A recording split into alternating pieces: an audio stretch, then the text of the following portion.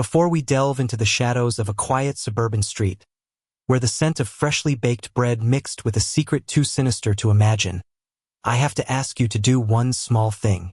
If you're drawn to mysteries that lurk behind closed doors and stories that unravel the darkest corners of the human psyche, then take a moment to hit that subscribe button and ring the notification bell. The tale you are about to hear is one of chilling deception and culinary horror, a story that will linger long after the final word. You won't want to miss the shocking conclusion. Now, prepare yourself as we uncover the story of the wife, her missing husband, and the horrifying secret she served to an unsuspecting town. The little house on 14 Mulberry Lane was a picture of domestic tranquility, a carefully curated postcard from the heart of suburbia. Its lawn was a vibrant, almost aggressive shade of green, meticulously manicured to the inch. The petunias in the window boxes weren't just planted. They were arranged, a riot of pinks and purples that screamed of contentment and care. This was Alara's domain, and like everything else in her life, it was perfect. To the mailman, the neighbors, and the ladies at the church bake sale, Alara and Thomas Croft were the embodiment of a perfect marriage. He was a handsome man, broad-shouldered with a booming laugh that he used often and to great effect. He sold insurance, a profession that suited his easy charm and convincing smile. She was his quiet counterpart, a woman whose beauty was more subtle, found in the gentle curve of her smile and the grace with which she tended her garden. She was a homemaker, a title she wore with a sort of serene pride. They were a matched set, the salt and pepper shakers on the perfectly set table of life. But behind the freshly painted blue door of 14 Mulberry Lane, the silence was often heavier than peace. It was a weighted silence, thick with unspoken words and curdled resentments. Thomas's booming laugh, so charming to outsiders, had a different timbre within those walls. It could curdle into a sneer, his words twisting from compliments to critiques with terrifying speed. The lawn wasn't just green. It was a testament to her failure if a single weed dared to sprout. The roast she spent hours on wasn't just a meal. It was a referendum on her wifely devotion, and it was often found wanting. "A little dry, isn't it, Ellie?" he'd say, prodding the pot roast with his fork, his smile not quite reaching his eyes. "You have to be careful not to overdo it. You know how I like it." She would just nod, her own smile a fragile, painted-on thing. "I'll remember for next time, dear." Their life was a dance, and Alara had long ago learned the steps. The key was to be small, to be quiet, to anticipate his needs before he even knew he had them. She laid out his clothes in the morning, the gray suit on Monday, the navy on Tuesday. She polished his shoes until they reflected her own strained face. She learned to read the subtle shift in his posture, the tightening of his jaw, the signs that a storm was brewing on his internal horizon. Most of the time, she could navigate the squalls, steering their little ship of a marriage into the calm waters of another uneventful evening. But the storms were becoming more frequent, the calm spells shorter. The problem, as it so often is, was money. Thomas, with his easy charm and expensive tastes, spent money as if it were a renewable resource. He liked fine whiskeys, tailored suits, and the thrill of a sure thing. He'd started with poker nights with the boys, small stakes games that he assured her were just for fun. But the stakes had grown, moving from friendly games to clandestine online accounts and hushed, angry phone calls with men whose names she didn't know. The first sign of the true depth of their trouble came in the form of a letter. Its red, overdue stamp a bloody slash against the white envelope. Alara found it tucked under the seat cushion of his favorite armchair. It was a second mortgage notice, for a loan she never knew he'd taken out. When she confronted him, her hands trembling as she held the paper, his charm evaporated, replaced by a chilling, reptilian coldness. "That's business, Alara," he'd hissed, snatching the letter from her. "My business. It has nothing to do with you. All you need to worry about is keeping this house clean and having dinner on the table. Can you manage that?" The question hung in the air, a naked insult. She, who managed every single aspect of their lives, from the grocery budget to the timing of the pest control visits.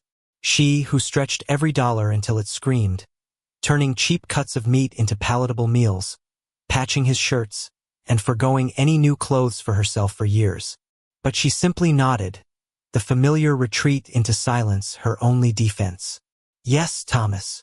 The dance became more frantic. The phone calls from creditors started. Alara became an expert at fending them off, her voice a smooth, apologetic bomb. Mr. Croft is unavailable at the moment, but I will be sure to give him the message. He never returned the calls. He just drank more of his expensive whiskey and his temper grew shorter, his criticisms sharper. He began to look at her differently, too. Not with anger, but with a kind of detached appraisal, as if she were a piece of furniture he was considering selling. He'd comment on the jewelry her grandmother had left her. A delicate gold locket and a string of pearls. "You never wear that stuff," he said one evening, swirling amber liquid in his glass. "Just sits in a box. We could probably get a good price for it. Help us get liquid again." "It was my grandmother's," she whispered, her hand instinctively going to her neck. "And she's dead, isn't she?" he'd replied, his voice devoid of any emotion. "She won't miss it." That night, something inside Alara began to shift. It wasn't a loud crack, but a slow, silent shearing of the foundations she had built her life upon. The woman who prided herself on her patience, her ability to absorb his moods and smooth over the rough edges of their life, felt a different emotion begin to sprout in the barren soil of her heart. A cold, hard knot of hatred. She started watching him, not as a wife but as a biologist might study a particularly venomous specimen. She noted the way he ate, with a voracious, almost sloppy greed, his fork and knife a blur of motion. She catalogued the rich, fatty foods he craved. Thick-cut steaks marbled with fat, pork chops with a thick, crispy rind, sausages bursting from their casings. He was a man of prodigious appetites in food, in drink, in spending. He consumed everything around him, leaving her to clean up the mess. The idea, when it first came, was so monstrous, so utterly alien, that she recoiled from it as if from a physical blow. It slithered into her mind on a Tuesday, a day like any other. She was in the kitchen, her hands deep in a bowl of ground meat, preparing his favorite meatloaf. The recipe was his mother's, a dense, heavy concoction he insisted she replicate exactly. As she worked the meat, the spices, the breadcrumbs, her hands covered in the slick, cool mixture, she looked out the window. Thomas was on the patio, yelling into his phone, his face a mask of rage. Another deal gone bad, another bet lost. He slammed the phone down and kicked one of her potted geraniums, shattering the terracotta pot and scattering dirt across the pristine flagstones. He didn't even glance at it. He just stormed back inside, brushing past her to get to the liquor cabinet. "Dinner ready yet?" he barked, not looking at her. And as Alara looked at her hands, covered in the raw, malleable flesh, the thought bloomed, fully formed and horrific in its clarity. Meat is meat. She dismissed it, of course. A flicker of madness brought on by stress. She was a good wife, a churchgoer, a gardener. She was not a monster. She finished the meatloaf, served it with a placid smile, and endured his complaints that it was, once again, a little dry. But the thought, once planted, began to grow roots. It intertwined with her daily chores, a dark countermelody to the hum of the vacuum cleaner and the snip of her gardening shears. As she butchered a chicken for Sunday dinner, separating thigh from breast with practiced efficiency, she found herself looking at her own hands, at the cleaver, and thinking not of the bird, but of limbs, of joints, of the surprising ease with which things could be taken apart. The final, irrevocable break came a month later. Thomas had been out all night. He stumbled in just as the sun was beginning to cast a pale, watery light through the kitchen window. He reeked of stale cigar smoke and the cheap perfume of a woman who was not his wife. But it was the look on his face that stopped her cold. It wasn't the usual post-gambling rage or drunken belligerence. It was a look of utter despair, of a man who had finally hit a wall he couldn't charm or bully his way through. "It's gone, Alara," he mumbled, slumping into a kitchen chair. "Everything. It's all gone." He'd taken the last of their savings, and the deed to the house her parents had helped them buy, and he'd bet it all on a single hand of poker. And he had lost. "We're ruined," he said, his head in his hands. "They'll take the house. They'll take everything." Alara stood there, a dish towel in her hand, the morning light illuminating the dust motes dancing in the air. She felt nothing. No pity, no fear, not even anger. Just a profound, hollow emptiness. He had consumed their life, their future, their security, and now he was offering her only his despair as a final meal. "What are we going to do, Thomas?" she asked, her voice eerily calm. He looked up at her, his eyes bloodshot and pleading. For the first time, he looked weak, pathetic. He was no longer the roaring lion who held her captive. He was just a man, a foolish, broken man who had devoured their world. "I don't know," he whimpered. "You have to help me, Ellie. You have to fix this." And in that moment, Alara knew he was right. She did have to fix this. She walked over to him, her movements slow and deliberate. She placed a hand on his shoulder, a gesture that might have looked like comfort. He leaned into her touch, a broken sob escaping his lips. "It's okay, dear," she cooed, her voice as soft as silk. "Everything is going to be all right. I'll take care of it." Her other hand moved to the heavy cast-iron skillet sitting on the stove, left over from the night before. Her grip was firm, her knuckles white. He was right. He was a problem, and she had always been the one to clean up his messes. This would be the last one. The first blow was a sickening thud, a sound that seemed to suck all the air from the room. His surprise was absolute, a comical widening of his eyes before they glazed over. He slumped forward onto the table without another sound. The silence that followed was more profound than any she had ever known in that house. It was a clean, pure silence, free of his breathing, his sighs, his complaints. She stood there for a long time, the heavy skillet still in her hand, listening to the silence. She looked at the man who had been her husband, his head resting in a growing pool of blood on the polished oak of the kitchen table. She felt no remorse, no panic. Instead, a strange sense of clarity washed over her. The problem was solved. The source of the noise, the debt, the misery was gone. But a new problem presented itself. A very large, very heavy problem. She looked at his body, the broad shoulders, the thick limbs. He had always been a large man, a fact he took great pride in. Now it was just an inconvenience. Her gaze drifted around the kitchen, her sanctuary, her workshop. It was fully equipped. The large, deep chest freezer in the basement, bought for storing bulk meats and summer vegetables. The set of razor-sharp German knives he had insisted on buying her for Christmas 2 years ago, claiming a good wife needed good tools. Her large, sturdy butcher block, a solid piece of maple she oiled dutifully every month. She had all the tools she needed, and she had a plan. It was a terrible plan, a monstrous plan, but in the cold, clear light of that morning, it also felt like a practical one. He had cost them everything. He had consumed their life savings. It was only fair that, in the end, he should be the one to pay it all back.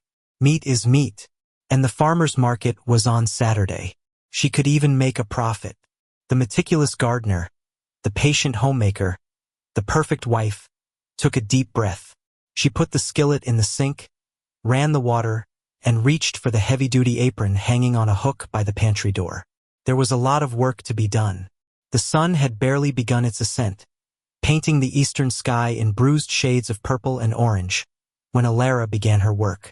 The sterile, silent kitchen, once a stage for her domestic performances, was now an abattoir. The first task was containment. With a chilling practicality, she rolled up the expensive Persian rug from the dining room and dragged heavy-duty plastic sheeting from the garage, the kind used by painters to protect furniture. She taped it down with methodical precision, covering the gleaming hardwood floors, creating an impermeable barrier between her task and her home. Then came the body. Thomas was heavy, a dead weight of broken promises and bad debts. Moving him from the kitchen table to the plastic-draped floor was an exercise in leverage and sheer will.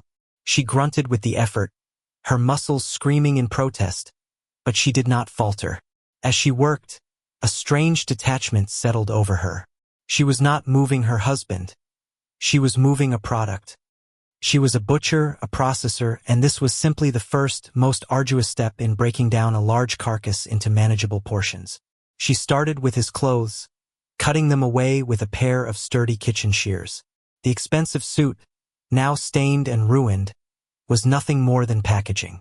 She worked in an unnerving silence, broken only by the snip of the shears and her own steady breathing.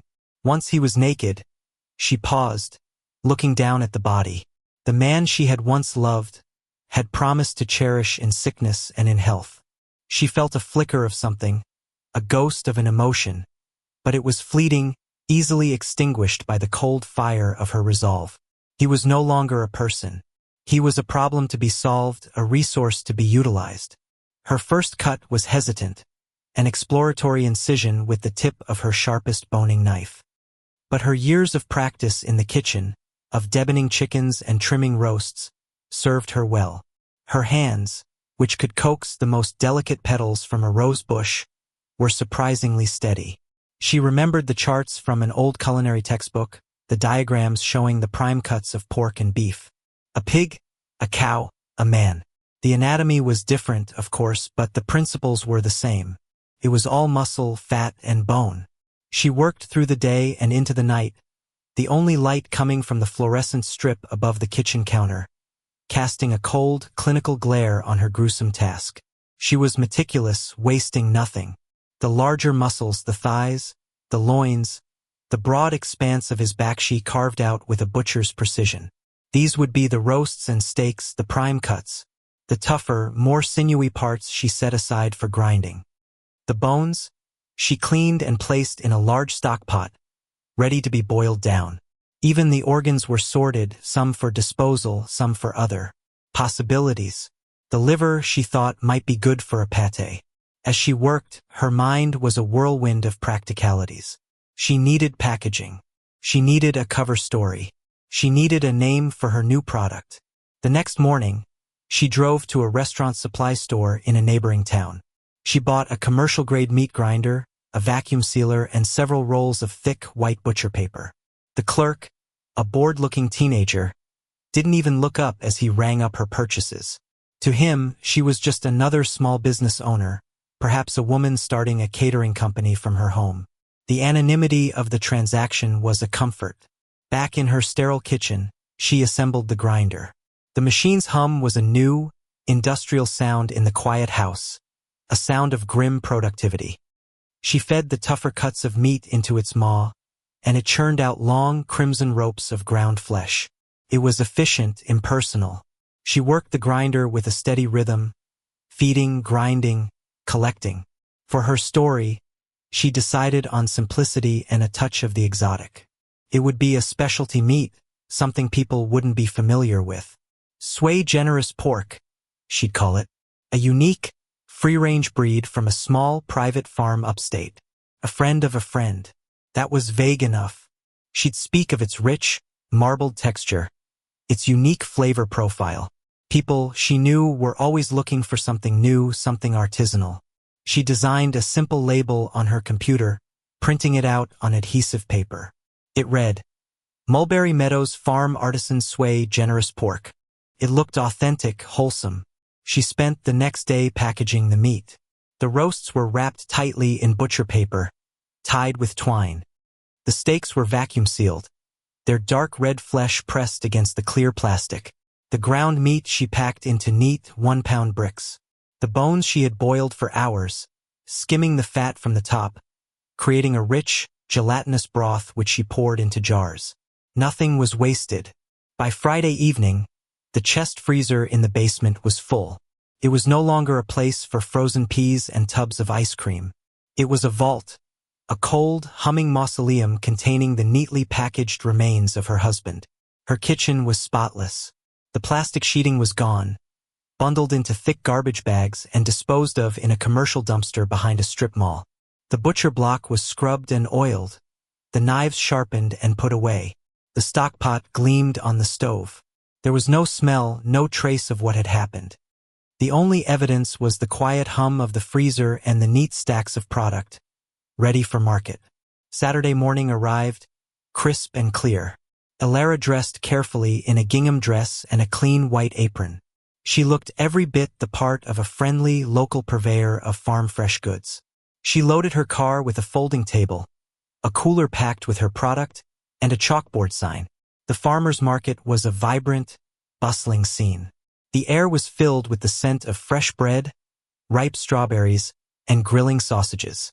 Families ambled through the stalls, their canvas bags bulging with vegetables. Alara found an empty spot between a woman selling artisanal cheeses and a man with a table piled high with organic honey. She set up her table, arranged her neatly wrapped packages, and wrote on her chalkboard in a charming, loopy script, "Mulberry Meadows Farm, try our new artisan Sway Generous pork. Unforgettable flavor." She was nervous at first, her heart a frantic drum against her ribs. But as the first customers ambled by, her years of practice at playing the role of the perfect hostess took over. She was friendly, engaging, and knowledgeable. "Good morning," she'd chirp, her smile bright and unwavering. "Would you care for a sample? It's a new heritage breed of pork. Wonderfully rich and tender." She had fried up small pieces of the meat at home that morning, seasoned simply with salt and pepper. She offered them on toothpicks. Her first customer was Mrs. Gable from 2 streets over, a woman known for her discerning palate and her love of gossip. "Oh, Alara, I didn't know you were in this line of work," Mrs. Gable said, peering at the packages. "Sway. What is it?"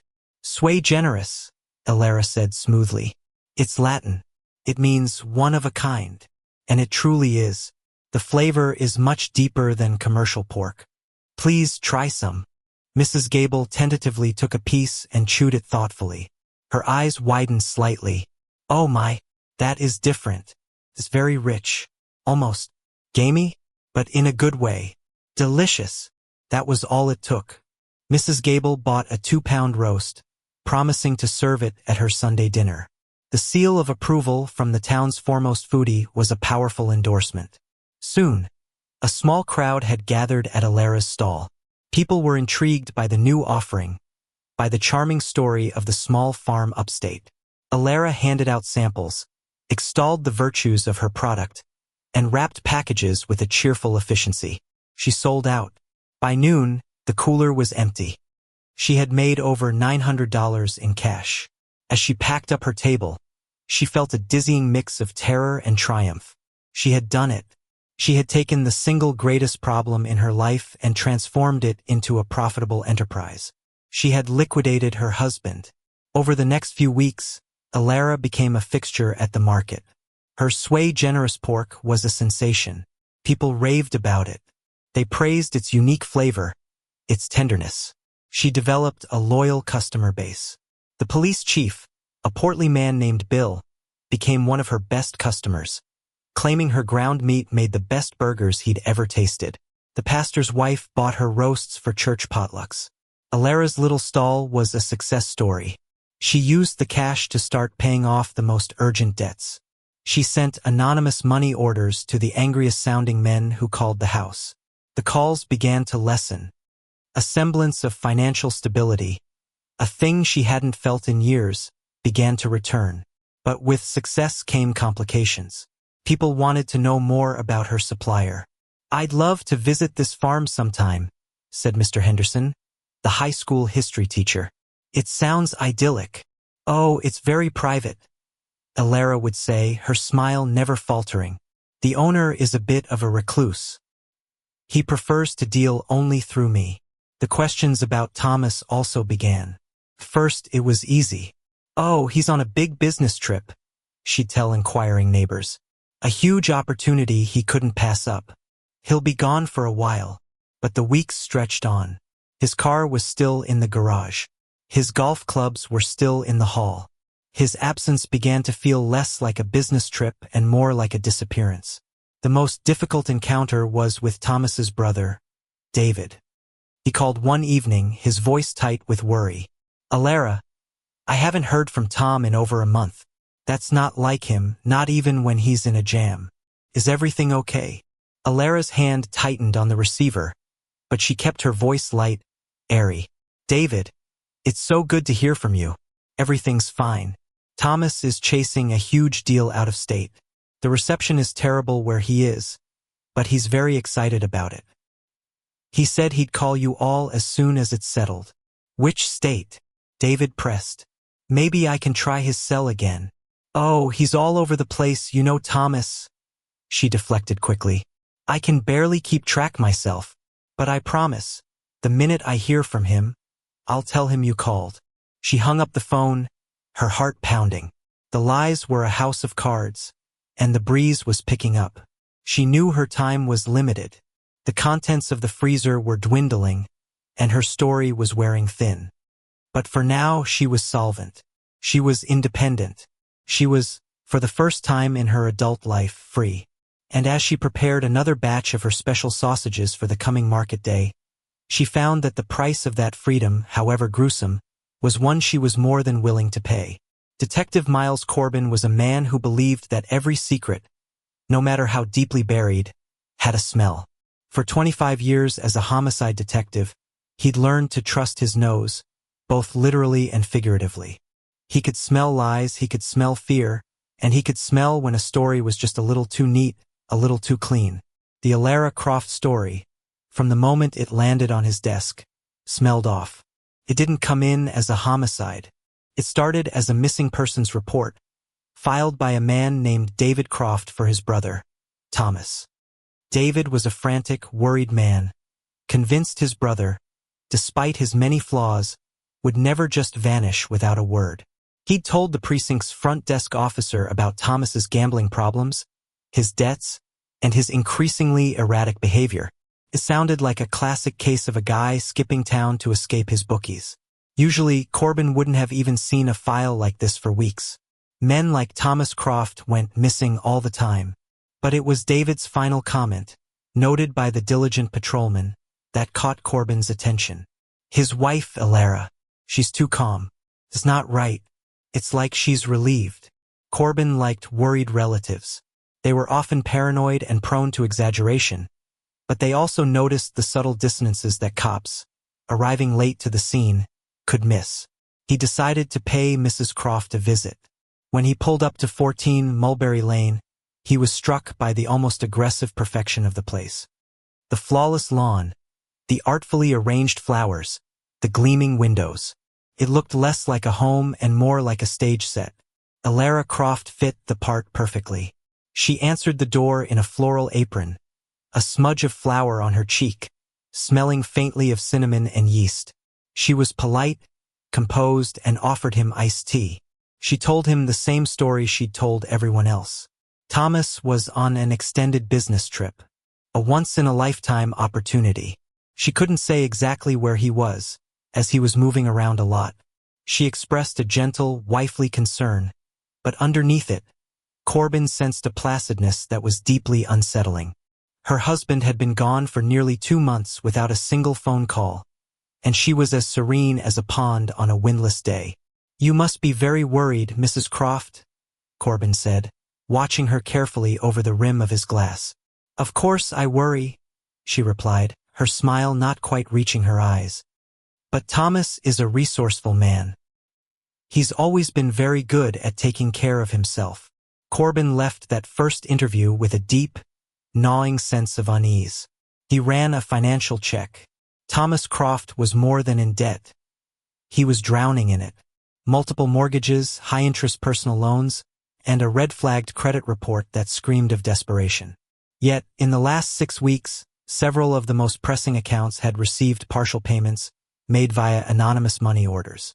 Where was a distraught housewife with a missing husband getting that kind of cash? He started canvassing the neighborhood. The consensus was universal. The Crofts were the perfect couple, and Alara was a saint, a pillar of the community, a fantastic gardener. But Corbin was persistent, and his questions were patient. Eventually, he found a crack in the facade. Mrs. Gable, from 2 streets over, a woman who thrived on being in the know. "Alara is a dear, of course," Mrs. Gable told him, leaning conspiratorially over her fence. "But it's been a blessing, him being gone. You could hear him sometimes, you know, in the evenings. That booming voice of his wasn't always laughing." She paused, for dramatic effect. And the strangest thing, detective, the week after he left, Alara started a new business. At the farmer's market. This was the first Corbin had heard of it.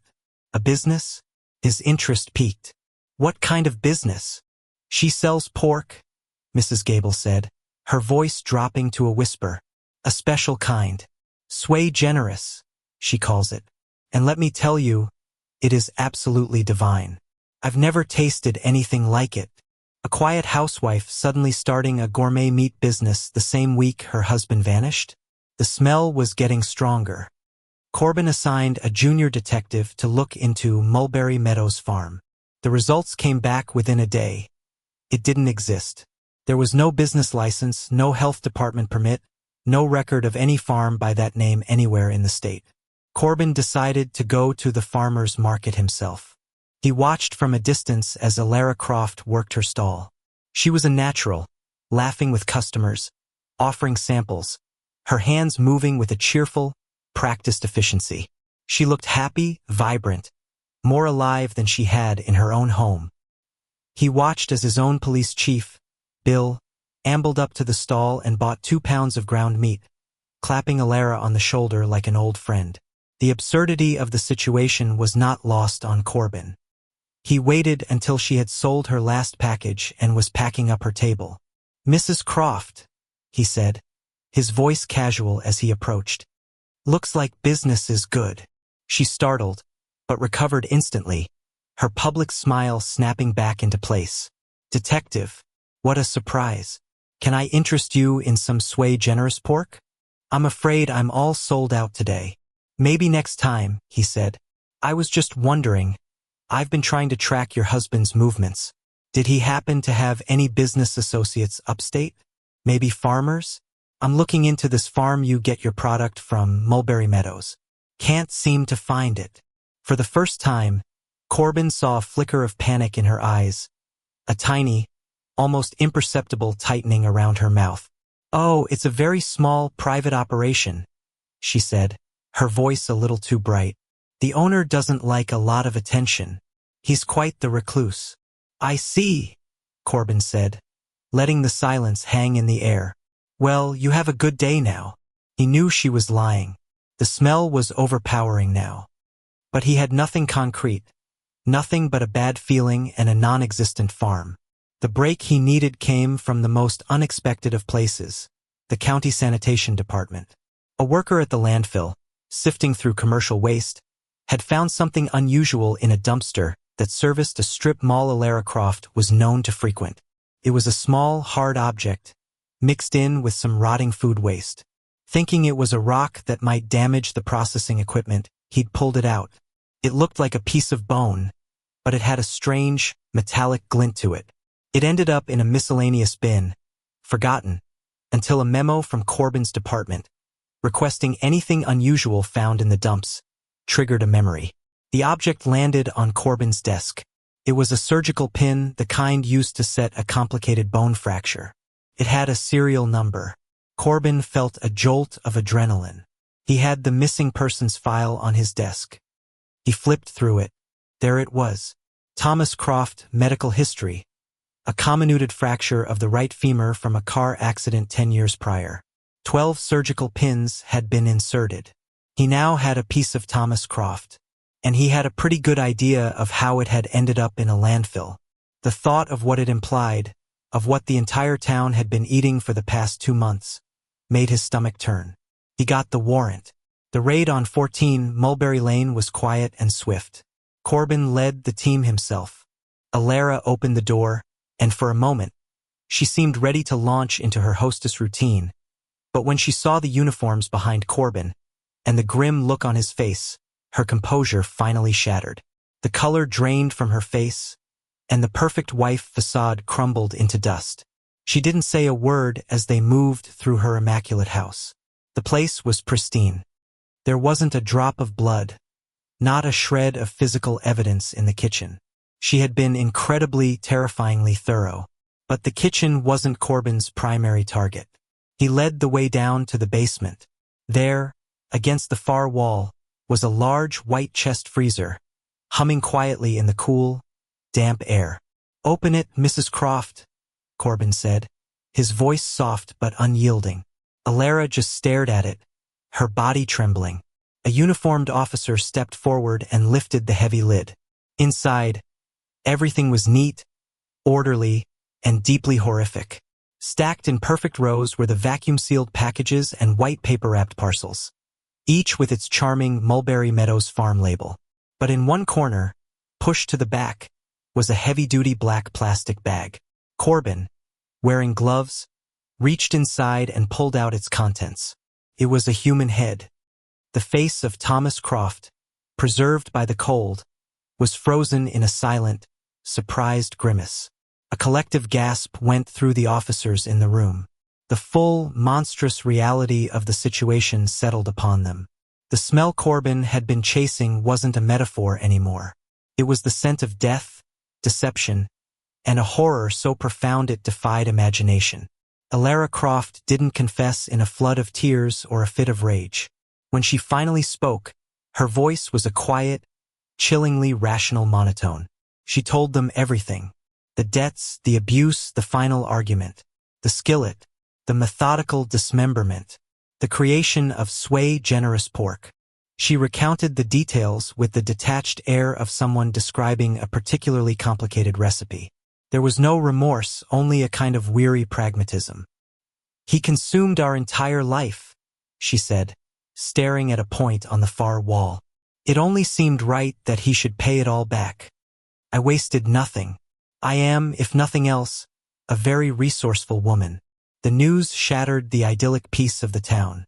Neighbors who had praised her roasts and burgers were hospitalized with nausea, not from any pathogen, but from pure psychological revulsion.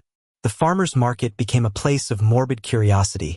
The spot where Alara's stall once stood now a gaping, empty space. The story of the cannibalistic butcher of Mulberry Lane became a national sensation, a gruesome fairy tale of suburban horror. Detective Corbin closed the file, but the smell of the case would stay with him forever.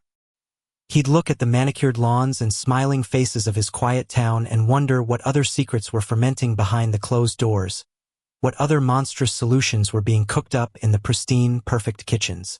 He knew that evil wasn't always a shadowy figure in a dark alley. Sometimes it wore a floral apron, offered you a sample on a toothpick, and smiled.